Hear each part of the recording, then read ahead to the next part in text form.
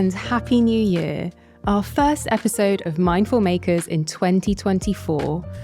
I wanted to take this moment to thank each and every one of you from the bottom of my heart for being part of this journey with me and our Mindful Makers over the past 2 seasons. Your messages, support, and time have been incredibly fueling for the show, and I promise to do my very best to continue to bring you content that adds value and inspires reflection. I also wanted to take this opportunity to give a big shout out to the team over at Sheer Lux Middle East for selecting the show as one of the top 8 female-led podcasts in the region. I mean, what an honour and a brilliant way to kick off the new year. So for those of you who are joining me for the first time, I'm Sahar, your host for the show, and to step into the new year, I've invited an exceptional woman into the studio for our New Year's chat. In print, you'll read that she has over 40 years of expertise in the GCC, specialising in marketing, brand management, PR, and leadership coaching across retail, hospitality, technology, publishing, healthcare, and education. She is also currently in the Middle East the only certified spiritual intelligence coach and Edgewalker coach, and she supported over 300 people to qualify as coaches and hundreds of organisations to inject meaning into their content. I've personally witnessed her in action and moderating conferences, bringing people together and inspiring people to think differently with an open-minded, open-hearted and down-to-earth demeanour. It's inspired me every single time, and I hope it does with you today as well. So to ignite the conversation for Mindful Makers in 2024, we're sitting down with the one and only Susan Furness. Susan, welcome to the show. Oh, hello, Sarah. Hi, everybody. Isn't it exciting? Yes, you're right. 2024. Yes, 2024. Thank you for starting the year with us, Susan. Oh, I'm thrilled. I'm touched, and thank you so much. So to talk us through, I mentioned in the intro, there's quite an amazing wealth of experience and exploration in your world over the last 40 years since you've been in the GCC. And I'd like to give a little bit of context around that for people who are meeting you for the first time. So would you mind talking us through what it was like creating, your journey here you came to the UAE in 1993, right? Correct, yes, just on that cusp, 2-3. And you founded if I'm getting this right, you founded one of the first corporate communication agencies here back then. Correct. What was that like? Yeah. What was the landscape like? Well, it was really both exciting. Well, it was an exciting time, but it was an exciting time, of course, born out of a disturbing time, because that was just on the cusp of the Gulf War. It was just sort of coming to its close, that difficult time in the very early 90s. And I was able to bridge into the UAE out of Bahrain, where I had been for the decade before, and really, really sort of have my university of life, if you like, here in Arabia. And when I came into the UAE at the bridge, it was the bridge of 1992 into 1993, it was really such an amazing landscape. It was very open to conversation. And of course, that's what we're doing today, sort of really showing what the power of conversation can do. I like to call that actually the currency of communication. And little did I know that the currency of communication and conversation was really, really playing out in those times.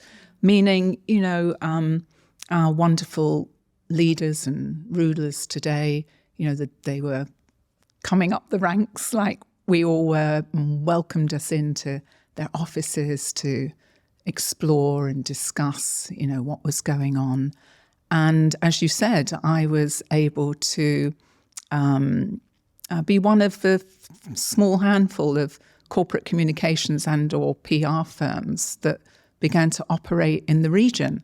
And of course, some of them, for example, like Asda, Burst & Marcellus, have come to be, really, really, really useful firms in the communications growth of the region. And I'd like to think that Susan Furness and her wonderful team, my wonderful team at Strategic Solutions, also played the role. We had some exciting times. What were your typical clients like back then? So who were they? What was the need being called out for at that time in the world of marketing, PR and communications? What was particularly exciting is because the region was opening up, those from the outside that were looking in, the big global brands, were quite rightly sending, their CEOs and their own leaders into the region to have a look. So we had the most wonderful opportunities to, if you like, hear what was intriguing those at the top about being in the middle of the world, because of course they were coming from northeast, south and west to sort of have a look at what was going on. In fact, that was quite prevalent through the 80s as well.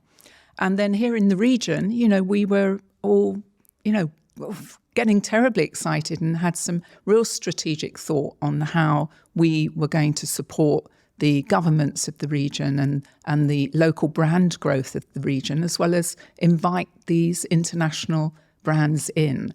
And so in my sector, in corporate communications, really were about sort of helping Arabia speaks to Arabia, and indeed Arabia speak to the rest of the world. And it was very exciting. I can imagine it would have been this era of exploration, growth, and building bridges that really are still around today, which is amazing. There's this really strong foundation. Having worked in marketing, communications, and PR myself, I can see there's so much richness in that world over here, especially when it comes to storytelling, when it comes to creating cross-cultural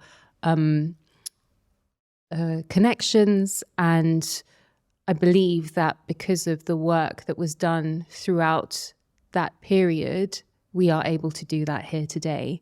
I'm curious, though, when we think about it and bring that memory into the present, we're in an AI-driven model. We're surrounded by algorithms. Social media is ruling, and from what I can tell, there's a lot of content obesity going on today, which I remember us talking about before. And I'm thinking of what serves businesses that are in the Mindful Makers community. How would you think we can cut through the noise, having had that experience and then seeing what's going on today, to continue to market and communicate with meaning and authenticity and get through this sort of content obesity? What's necessary for the evolution to take place? Yeah, gosh, well, thank you for bringing that in. That's extremely important. And I might even, if I may, go back to those early days to give a little example. But to take this sort of phrase, content obesity, I think one thing we can do to help balance that out is ensure that we have great information, so that we don't have content obesity dancing alongside information starvation. Indeed, that we ensure that we're giving out information. And that brings me on to a definition of marketing and marketing communications that I really do like. It's by sort of an associate colleague in Australia, Bernadette Jiwa. And she says that marketing is a series of helpful conversations. And I love that. I really do. I love that too. I know. I'm also loving the word useful lately. So, if we add on to that, Bernadette, marketing is a series of helpful, useful conversations. Are they the same? But let me go into the 80s. You see, in those times, the 80s and 90s, we were very much able to help publications here in Arabia, print publications in those days, of course, no social media that you were just talking about, and indeed worldwide, with not even press releases. In fact, we almost binned the word press release, 30 years ago, and only taught news releases with our clients, so that we only put out stories that were newsworthy, and therefore they could get picked up by mainstream media, both here and in other markets around the world. And I would call that the authoritative voice of the organization, the brand, the product, the service, and of course the individual. So that authoritative voice, of course, is information voice. So it circles way back round to where you were just suggesting, Saha. So today, what do we do with all the clutter? And of course, the clutter, again, that we create as much as we create, the usefulness. So how do we stay on the side of usefulness and not on the side of clutter? Here's what I suggest, that again, we don't forget news. Let's always just talk about something that we know is useful and newsworthy. Now, where do we find that if we're an individual solopreneur or a small business or even an enterprise? Well, news actually has an amazing acronym, doesn't it? It's NEWS, which of course is the compass, north, east, south and west. So you actually can find news anywhere, even under this table, but it's how you then couch that for the relevance of the moment. And of course, you and I are in an industry now that where news this morning is not the news this afternoon. Absolutely. Breaks and makes so quickly, doesn't it? And hashtag trending becomes hashtag last year, before you know it. Content you create in the morning could be out of date by the evening, or it could be offensive by the evening because something will have happened in the world that makes it that way, or it could be confusing, or, there's that very interesting word that you've used is useful, and looking at how things serve perhaps as well. How will it be observed and served in the best way possible is what I'm hearing. Yeah, absolutely. And you're so good at picking up on words because, words matter, don't they? They really do matter. Let's take observe. So I like to use this phrase, and that's find truth in observation, not opinion. So again, back to how we're nourishing our own social media channels, our corporate and product social media channels, and indeed the news releases that I hope we will all put out in 2024, and not press releases, the old who, what, why, when, where, but really, really good news. That we look at, we take an observation stance that is useful. Because even research, primary research is old by the afternoon these days, isn't it? Scientific research, perhaps not, and medical research, perhaps not. That needs a much longer life cycle.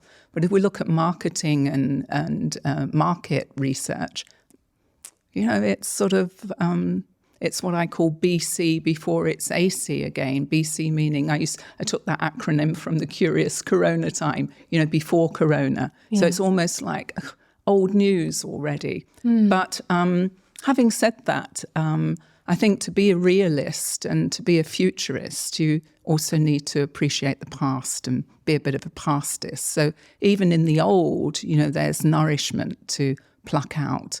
And getting back to content, it's being precise and concise, but as we were saying earlier, purposeful and useful, and bringing in some facts and figures if we can get them to juice up what we're trying to say. But please try not to get into that realm of, let's say, debate, but keep in the energy of conversation by using observation and not opinion.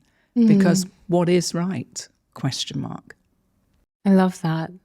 I'm going to hold that very gently and just park it there in front of us, because I think that there's so much noise in the world, and having the ability to differentiate between what is right ?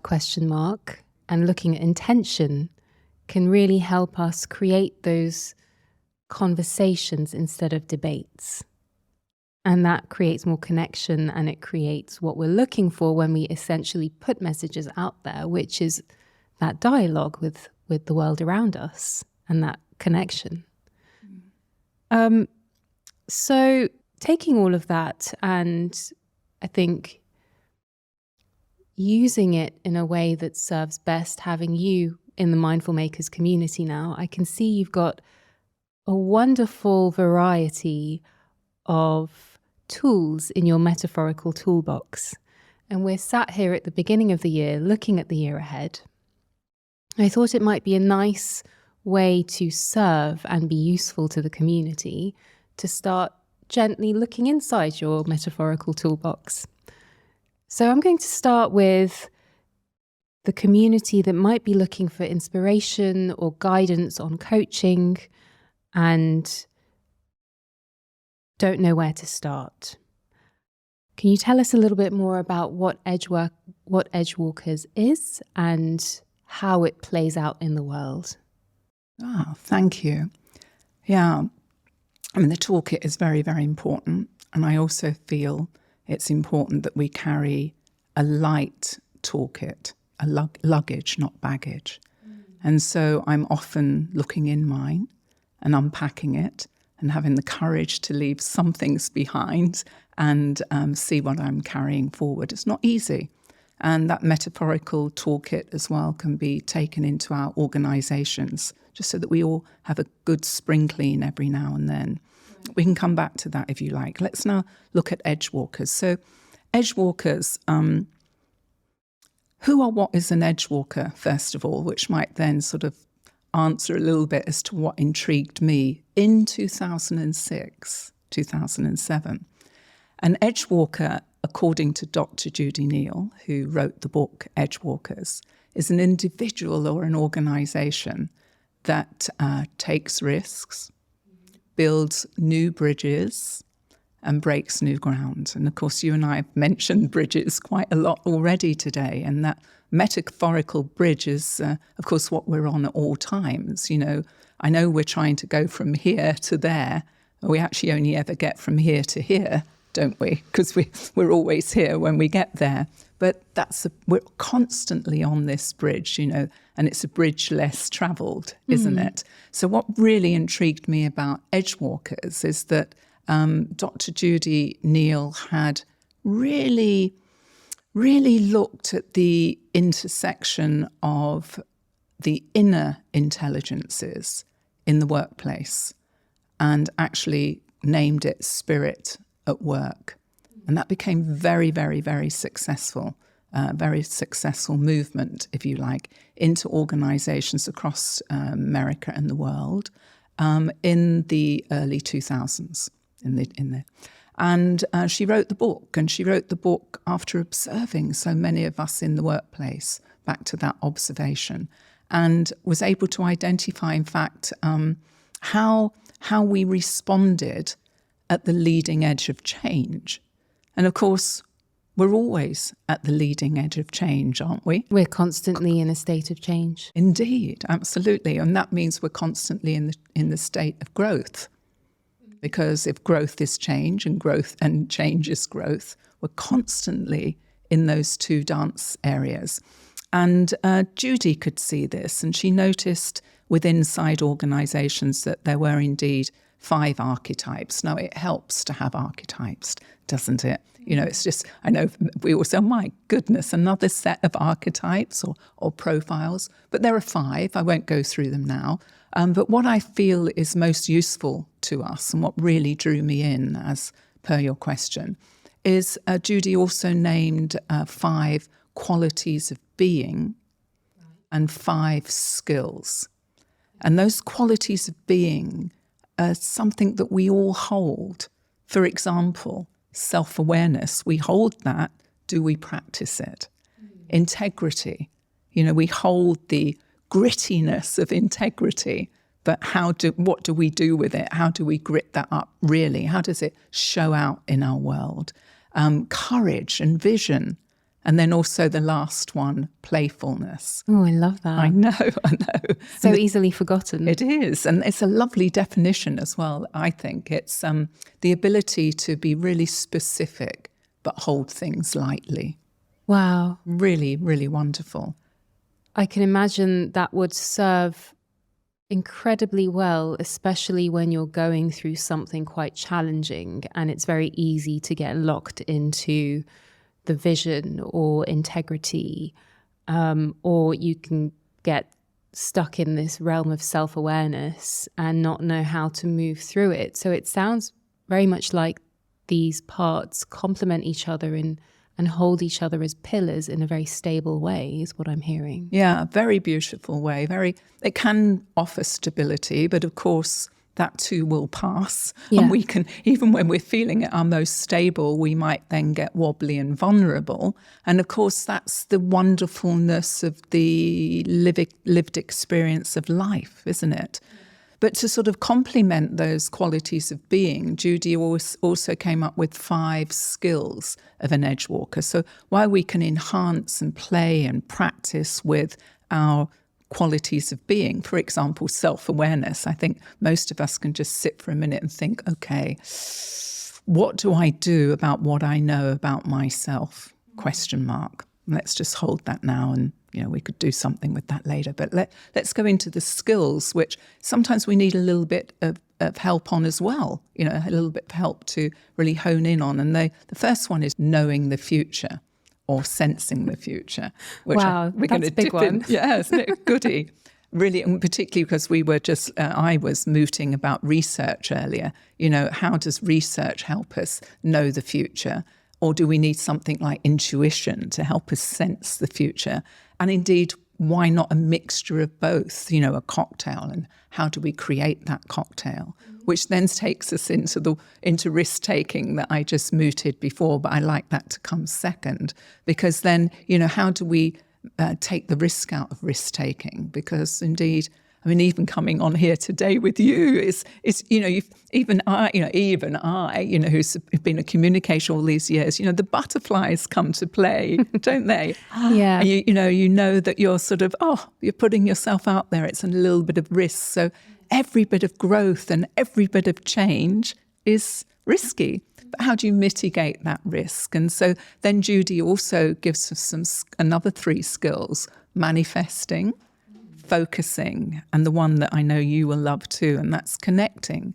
So those 10 qualities of being and those skills just spoke to me so much, Saha, way back on that cusp again of 2006, 2007. And someone on listening to us now will remember that was just before the global financial crisis. Absolutely. What a time for it to come out. Oh, what a toolkit for me to hold with me, Saha, going into leading teams through that heady 3 years that we were about to observe and witness and experience. I can imagine it provided a great deal of grounding for you, but also for the people that you shared it with through a time that was very uncertain and potentially caused a lot of fear around people, Oh, yes. Fear. It's such a wonderful word, fear, because if we drop the F, we've got ear. And that brings us back to something I know you and I like, aside from talking, and that's listening. And of course, where does fear come from? If we try and listen to that root of fear, which is such an easy little thing to come up, isn't it? And so very much so, not only from Edgewalkers, but bridging that right the way into 2020, when we had the curious corona time, and I was able to use some of the Edgewalker fundamentals to co-create strategic artistry. Strategic artistry actually talks right into the heart of the fearful leader, helping moving them over to fearlessness. And in that place of fearlessness, how light you feel, don't you? How do you encourage to bring in more light through these tools is what I'm hearing. And if you're a leader, for example, out there, or you're in an organization and you feel perhaps that you don't quite fit the mold, you're very successful at your job, you're very recognized for what you do in the world through the space that you hold in your business or in the organization, and yet perhaps inside you're feeling a little bit out of sorts and not quite sure whether you're fulfilling your purpose. Is this one of the tools that you could potentially draw on when you're on that that line between strategy and creativity, and you sit within both worlds, and you don't tick one particular box. Because people love boxes, don't they? Oh, wow. Yeah. Boxes, labels, all of those things. And there's a usefulness in them because, we've used the word usefulness a few times today too. And even in finding our purpose, there needs to be a usefulness. And there is a usefulness in boxes and labels and, all of those things. And I think as a communicator or as a comms strategist, I'm not against them. Having said that, I love to welcome in the multi-hyphenate, that you can wear numerous labels, can't you? As long as they're in dance and in complement to each other and don't weigh you down and don't get you in a state of confusion that you're not sure which one to pull out in its useful guise at that particular moment in time. And I sort of feel I heard you mention there or sort of intimate that, when you just feel that you're caught and stuck, maybe in a corporate box or under a corporate brand or within a team or a leadership in energy that it's not feeling congruent with you anymore. I mean, that will be the dance of self-awareness and integrity sort of coming, the little wings coming in to talk to you, won't it be? And it's really how do you listen to that and how do you reach out for some support to, open up the ear inside of fear to find out what it is that really is causing you the discomfort or the incongruence at that moment. And in that state of feeling uncomfortable, it's highly likely we will lose or our usefulness will be diminished or it will start to drain away. And in can come vulnerability. Some call it shadow. But of course, I find there's great value in vulnerability, Saha, just like there's great value in vocabulary. Yeah. So, finding those right words, finding that right, and even the words that you speak to yourself. Because, of course, we chatter to ourselves all the time, don't we? So it's not only the vocabulary that you and I use as external comms communicators, or indeed as internal communicators to the team, but also the vocabulary that we offer to ourselves, with all that chatter in our heads. That's a brilliant starting point, and I can see how it will serve those in a space of perhaps feeling a little bit lost or looking to question what's next when it comes to 2024. And can I just say, the extensive lexicon you bring to the table fills me with such joy. I mean, I'm just living off these words that you're bringing into the space, and they're really, really nourishing. So thank you for that. Moving on to spiritual intelligence now in your toolbox. Are we able to go into that space now? Oh, it fits here. Yeah. So just to clarify, the term spiritual here is distinct from anything that is faith or religious based. It's more about the existential intelligence. Is that correct? Oh, wow. Yes, absolutely. I mean, this is all from the space and place and vision of inclusivity and not necessarily neutrality or neutral, but inclusivity of us all. And again, there's another book. I love books. It gives us a real foundation, doesn't it? Yeah. In which to something to grab hold of. Real books. I'm not a Kindle fan. Ah, yeah. You can get this on Kindle or Reel, but I'm like you. I'm a real book person. And this real book is called The 21 Skills of Spiritual Intelligence. And you won't forget this author's name, I don't think. Cindy Wigglesworth. A fantastic name. Yes. Hi, Cindy. Hi, Cindy. So, yes. And as it happens, both Judy Neal and myself are also coaches in spiritual intelligence with Cindy, which I think was it was just one of those things that started happening at that time. Both Judy and Cindy are based in the United States, in the central side of the States. And so spiritual intelligence really, yes, it's I mean, an easy way to explain it, I think, Saha, is bringing out the wings of wisdom and compassion, whatever is going on inside of you or inside of the moment, the room. So I suppose in short, how not to lose your cool. Right. Yeah. Because we talk about IQ a lot, and we talk about EQ more recently, I think in the last decade. So IQ being, helps us interact with numbers and formulas and emotional intelligence, or EQ interacting with people. But what I'm hearing is SQ brings us and helps us maintain inner balance, which is something that the other two, which can complement the other two when you're really in the thick of things. And it's funny that you mentioned Cindy. I was reading up about her earlier, and I loved her definition of spiritual intelligence. She said it's the ability to act with wisdom and compassion, as you mentioned, whilst maintaining inner and outer peace, regardless of the circumstances. And now we're in season 2 of Mindful Makers. What I can see common in each of the Mindful Makers that have come on the show is they always strive to look at how they can maintain that balance.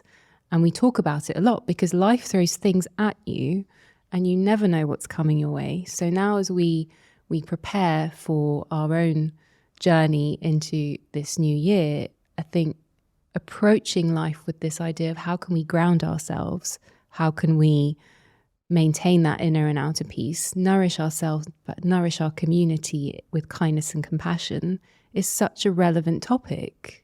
Don't you agree? Oh, I do. And I'm so grateful that you've really framed it and named it and pulled it in that way. Absolutely. And I think just to keep with Cindy's work and Judy's work at the minute, this is also all about stretching our worldview. Stretching our worldviews and coming into, as you and I said earlier, inclusivity, so that eventually actually we come into oneness. Because if that worldview is, circular and goes all the way around to here, we come into togetherness, oneness, and maybe a sense of enoughness just comes to me then. But not enoughness that then we're just still, as in still and don't do anything. Stagnant. Yes, a place of stillness, but a place now where we can really go out and serve. I think you mentioned that right at the front of this conversation today, how we serve in the world. So if someone's looking to perhaps open that tool and start perhaps being coached in spiritual intelligence so that they can move in a better way in the world, or it serves them and their inner community or outer community better, where would you tell them to start? Can they contact you? Is there somewhere that they can go? Yes, absolutely. Should we give some web addresses, or will you put that in the bottom at the end? I'll put them in the show notes, but you can say them. Oh, gosh. So we have, so Cindy, we work under deepchange.com. So you can go there for spiritual intelligence. You can go on Amazon, of course, and get the 21 Skills of Spiritual Intelligence, the book. And we have a lovely community of coaches around the world, I think nudging 300 of us now. And so you can reach out to me or any of the others that you'll see on the website. And many, a good half a dozen, if not a dozen, also bridge into Edgewalkers and have become Edgewalker facilitators. And actually, we've got a new cohort in training at the minute. We have three newly certified Edgewalkers will be coming into the world in about a month's time. Okay. And Edgewalkers also has the book, as I said earlier, but we have the website www.edgewalkers.org. And the news for this year, 2024, is the Edgewalker Academy will be launching in a few months, and that will be on a AI-powered platform. Oh, wow. A learning management system called MaximizeYou.life. So do take a look over on all of those. Lovely. Thanks for sharing all of that. I'll be sure to put all of that in the show notes as well, because I think it's really important when people are looking at these things to have spaces to go to if they're curious about what's route to take. Indeed. Now, you're also a certified well-being coach from Raw Horizons Academy. How does that play into all your other tools in the box? Yeah, well, thank you. Gosh, I'm so pleased you brought Raw Horizons in, because actually we're going to be bringing Raw Horizons into Arabia in 2024. Not that you can't get Raw Horizons now, because everything's global, but we're just going to give a little bit more focus into this marketplace. So Raw Horizons is amazing. So in 2019, I actually embarked on the Wellbeing Coaches training. So that was just before Corona. I was on a cohort of 12 coaches, amazing dozen. We're still very much in touch. And now all of that training has gone online. And we're all also certified to offer well-being to the NHS care workers in the UK, which is quite wonderful. But we are bringing the coaches training into Arabia this year in 2024. So anybody looking to have more direct access to that particular strand of well-being and coaching in that space can talk to you about that. Absolutely. Or go on to Raw Horizons Academy online. And indeed, just a little bit about well-being and wellness. I sort of feel that, the well-being is really that bringing us back inside again, Saha. And you talked about IQ and EQ earlier, and of course SQ, but this is bringing in the PQ, the physical intelligence. Oh, wow. Right, really into play. So we've got the quadrant. So we've got the IQ, the EQ, the SQ and the PQ all working in harmony. And that's where we then get into where I call wellness as the necessity of being well, as the difference of being well in well-being. So just holding those two words, wellness and well-being. Yeah, because they are used quite interchangeably these days, but I can see how they're actually quite distinctive in their own right. I feel that they've got different energies, don't you? Yeah, absolutely. Yeah. And also the movement, pardon the pun, but the movement into them or around them has also different results in different ways. So Indeed. It's almost like we need both. And for different individuals, because we all do need both, and we all do need everything. But in what quotients, what capacity, what capacity, what measure, and it can be different measures at different times of our lives. I call it, the different stages and levels of our lives. We need different stages and levels of our intelligence quotients to come in and support us, and integrating those intelligences is critical, I feel. And that's why spiritual intelligence feels so important to me. And particularly when we've got an intelligence that is artificial, that has captured the headlines last year in 2023. Very interesting segue. Yay. Very, very interesting segue, because I was just about to come into that, actually. You read my mind. Because I know you mentioned, actually, you hinted to it earlier when you were talking about the platforms. And I know that you're a very active member of the Web3 community, and we're part of the MetaShapers community together, which is hosted by the wonderful Sharad Argawal. Shout out to Sharad. And you're frequently at the forefront of conversations happening around blockchain, Web3, the metaverse. And to an outsider, the juxtaposition of the metaverse and SQ and all the other tools that we've been talking about or discussing can seem contradictory. Looking at human-centric coaching and intuition and instinct, because I can see there's a bit of a difference between the two, where do you see these worlds connecting? The world of Web3 and the metaphorical toolbox that we've so far unpacked. How do you bridge those two? Yeah, gosh, another bridge to cross, huh? Yeah, I mean, I love these bridges. Yeah, the world of bridges. And of course, some are short and some are long. And some we never get quite go across. We're always in the middle, maybe helping others across and not even getting across ourselves. Yeah. So how do I see these all entwine or dance together or, really play out in the future and our world and our lives in the future?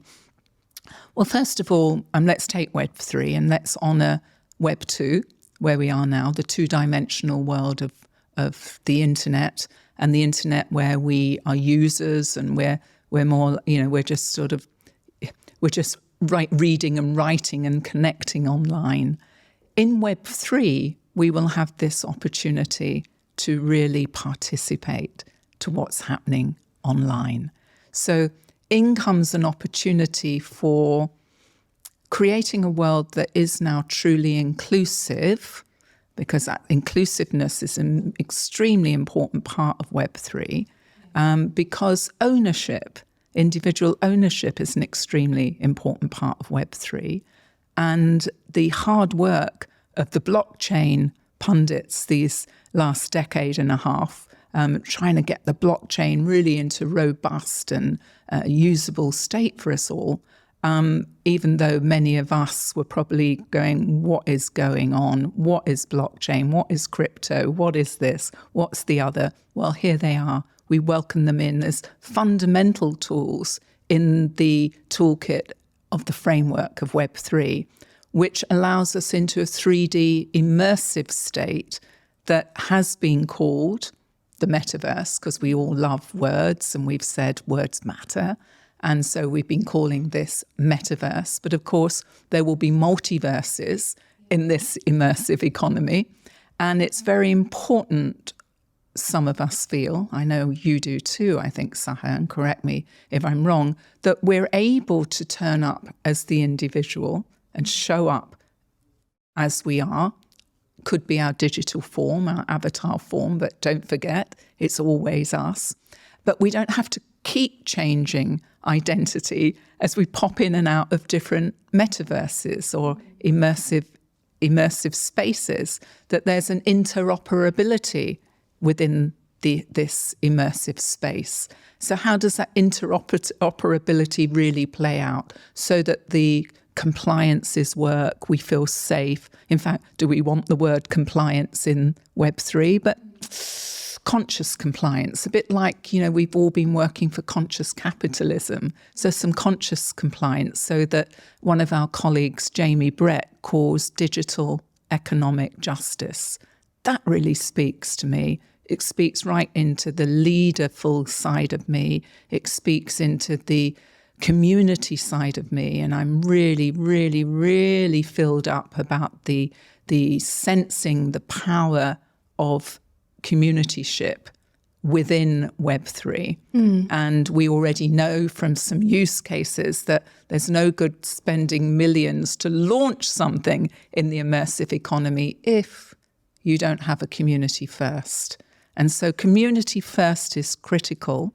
And the marketeer in me is thrilled, because I also feel that the marketeer in me has helped towards giving lip service to customer relationship management over the decades, where we hardly used our data, where we hardly used the knowledge or the know your customer knowledge, be it a hotel, an airline, or a retail store, or indeed a PR company. And of course, then we got into that bridge between 2012 and now of inbound marketing, where all we were doing was the other extreme of not knowing your customer and thinking, because the data told us this is what we do, that we know you, and so this is what we're going to throw at you. So I'm really looking forward to being part of the world where we can actually let the participant, because no longer in Web 3 will you just be a user, we will be a participant. The participant, the communityship, show us and tell us and speak to us, whoever the us is, us all in there, about what it is that we want. And indeed, one of the phrases that I've heard on a couple of panels that I've been in is, for example, the early adopters of Web 3 are the gamers, and that can be our little children and nieces and nephews. Yeah, and they're driving decisions for the future. Driving decisions. And I think you were present when we were at the World Metaverse show last year. The year before, 2022, November. Gosh, time has gone.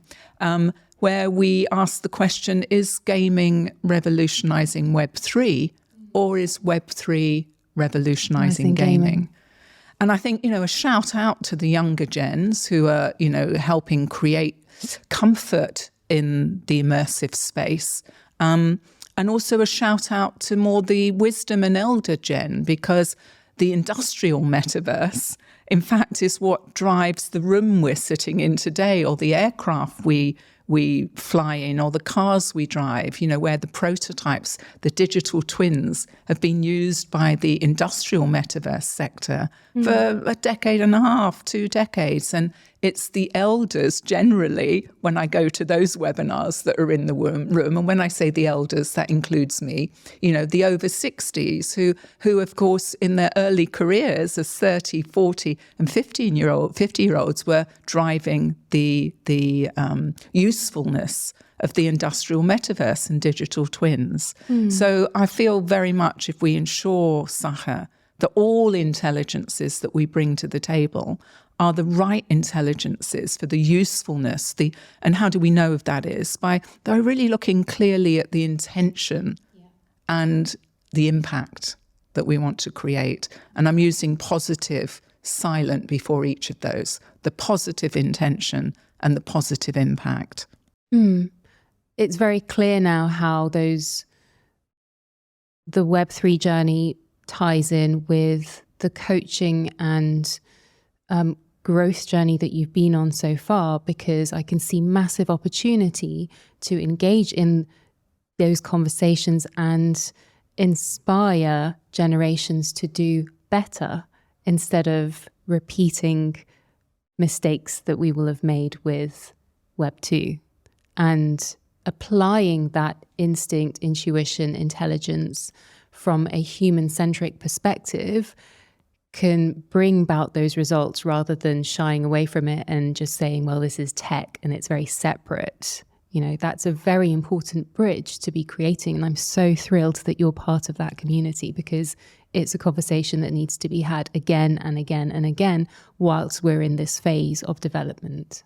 No, thank you for calling that out. And, of course, you were very much part of helping us get our first summit, our MetaShaper summit, out in October, which is a huge success. And it was super fun. And super fun. And, and that turned around, with a 6-hour, 30 speaker cast in 8 weeks. Why? Yeah. Because we showed up, professionals, none of us are professionals in Web3. We're all at the cusp, right? But we showed up to share in 20 minutes what we knew. And of course, we have another summit happening just next month in February. Yeah, very exciting. Yes, I'll put the details of that as well in the show notes. Will you? Oh, Sharad will be thrilled, and the community would be thrilled. For sure. Thank you for helping us on all of that. Pleasure. Yeah. I've had the timer from our wonderful producer go off. Before we wrap up, I just want to ask, so far what we've unpacked, what's your sense for the year ahead? What can we let go of in order to make room for the new and space for growth or peace? Wow, thank you so much. There's a word that's again shown up 2 or 3 times, and that's fear. Let's let go of fear. Let's let go of fearfulness in honor of fearlessness, knowing that it will all be all right in the end. And actually, if it is not all right, it's not the end. I mean, I think somebody said that quote at some stage. But of course, we don't even know what the end is anyway. Are we living a finite game, or are we living lots of little finite games? That's the infinite game. I rather go into the infinite game energy. So just let go of fearfulness, not being realistic about what's happening, but just let go and reach out and know that you're held, and know that in emergence, again, as we said earlier, there's always change, there's always transformation. and there's always growth. And we're not going to be the economists that talk about negative growth. We're going to be the light workers. That talk about positive, nourishing growth. That's beautiful. Thank you for sharing that, Susan. I think it's really important. Fear is a really pesky one, so I'm on board with that 100%. And what's coming up for you this year? I heard there were whispers around something around the Colour Symposium. Oh, wow. Yes, of course. Thank you.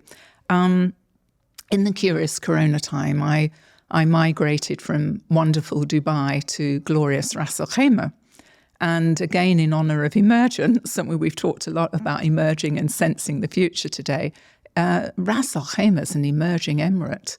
And so with some real vibrant entrepreneurs down there, we've created the Ras Al Khaimah Livability Symposium. And it's a collaborative marketing platform for all of us in Ras Al Khaimah and those of us that want to be part of Ras Al Khaimah's growing economy and conversations and community. A bit like how you started off our conversation today about Dubai in the 90s, feeling into that energy.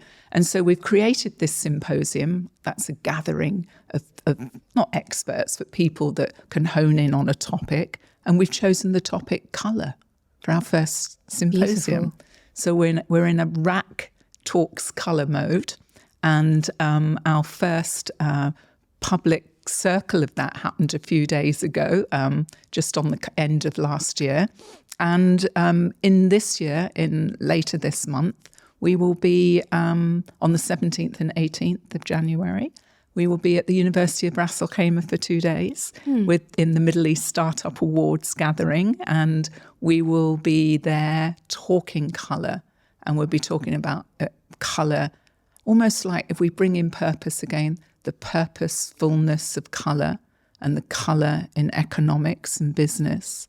And so we're calling it Colour Talks Business. Oh, that sounds fascinating, because I'm a big fan of colour and how it's been used or how we use it and the colour psychology and all of that. So it's music to my ears. I'll definitely be It's a strong language. It's a strong language, Saha. You're right. Yeah, subtle language, but it's a strong language. Beautiful. Okay, so here we are, Susan. The final 2 questions. The first one being, if you had a song that epitomizes you at this moment in time, what would that be? Wow, yes. I mean, this, you did nudge me that you might be asking me this one. And, and I'm a lover of all music, a bit of a multi-hyphenate game. But there's one that I'd urge us all to just go and take a look at the lyrics and even put it on, because it's marvellous to have on loud. And I think it's so important for this moment in time. And that's Man in the Mirror by Michael Jackson. And there's a word in there that's 2 lines in there that say something like, if you want to help change the world, take a look at yourself and see what you can do. Yeah. So powerful stuff. I'm going to go and have a look in the mirror. Beautiful. Thank you for sharing that. I can hear it already. It's very powerful, that song. It is, yeah.